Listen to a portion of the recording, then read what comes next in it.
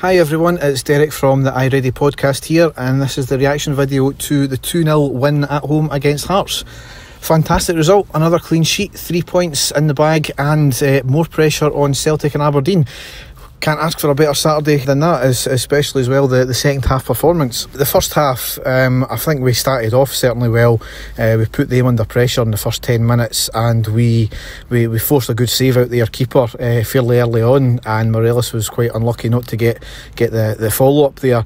And then, to be honest, contrary to a few people that I've spoken to, that I felt we started to lose a grip of the game. Hearts started to chase every ball, and I think they largely got a grip of the first half, and I think that's they had most of the midfield battles. We kind of shut out of a lot of it, unfortunately, and I think it showed in the park. Granted, Hearts never had really many chances. I think they had one decent save from Wes and one great save from Wes from Lafferty down the left hand side. I felt our midfield were completely losing out in the game. We played the ball forward from defence, and we were largely missing out the midfield. And when we were getting forward, there was only maybe two players up there, and we were having to wait on other players kind of coming up to help our attackers.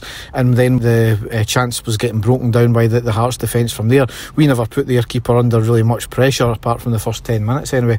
However, we did get the goal on the 41st minute from Jamie Murphy, a fantastic individual goal. Started off on the right hand side, the ball was passed to him in the box, and then he took the ball on this mazy run into the box, taking on one player, taking on two players. The keeper came out, he rounded the keeper, and then with his right foot he hit it in the back of the net, past a couple of defenders on the way. Fantastic individual goal, great piece of skill, and it's really good to see that we've got players that are willing to take on other players. It's something that we've been lacking for a good number of years now, that the ability to do that, and we've got a few players like that in the team now.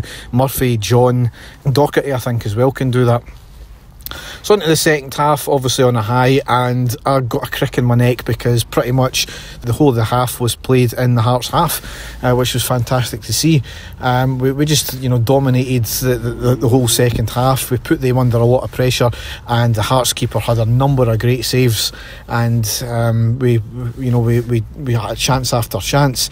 The one thing I've got to say though is Windass, he was totally anonymous all game. It was clear to see in the first half, and certainly when in the start of the second half it was clear to see as well.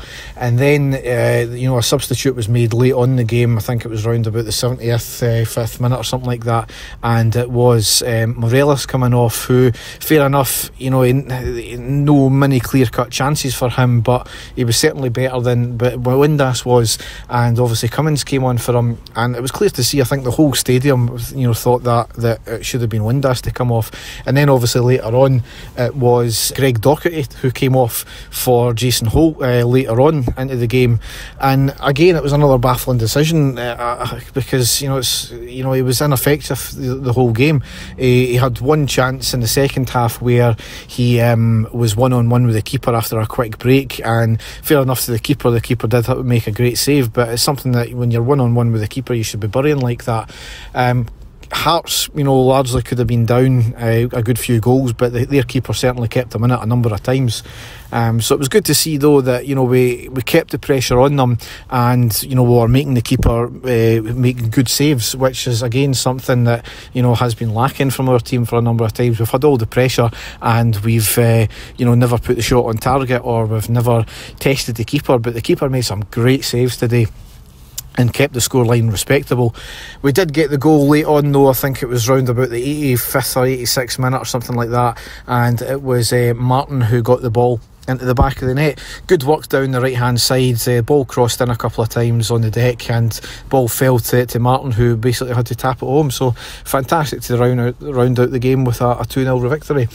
My man of the match was Candias. He was absolutely fantastic today getting down that right hand side. Some of the tackles he was putting in, they weren't holding back at all. They were getting the ball, going in hard, and it's good to see our players putting a decent challenge in, because I think as soon as we show a wee bit of fight when we're going in for challenges, we come off the best all the time. And I think that's shown from a number of games this year, especially the Aberdeen game at home. We put the fight in, we stand up to players, and we come off best, and we get the breaks of the ball as well. Hearts today, their players were falling over if a midgie farted, to be honest. Their play acting was disgraceful, none more so than Lafferty as well. Up front, there was a good few times he dived to the ground and the referee fell for it, and it's something that was disgraceful. The referee, there was no impact in the game, so I'm not really want to talk about him too much, but there's some occasions where he's clearly looking at a completely different game to us. He was allowing the Hearts players to get away with a lot today, and some of the decisions, for granted for went for us as well, didn't even see where that came from, but nonetheless he never had an impact in the game, so I'm not going to speak to him too much about it. As I said, it's now putting pressure on Celtic and Aberdeen tomorrow.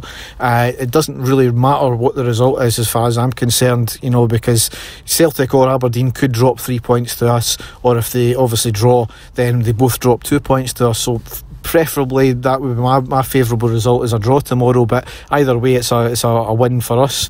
It certainly puts pressure on Celtic, which, you know, is happening, and I think they're beginning to crumble now, but I'm not going to, you know, start thinking of any titles for us just now, because that's too far off just now. I know there's only about 10 games to go, but can't think like that just now, especially when our form can be a bit iffy at times. But it's good to see that we're finally capitalising on a potential banana skin for either team here.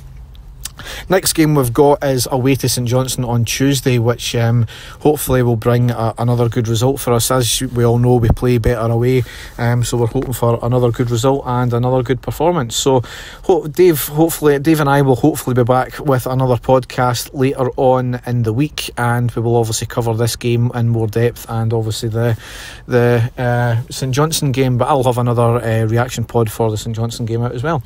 So thanks for listening, and goodbye.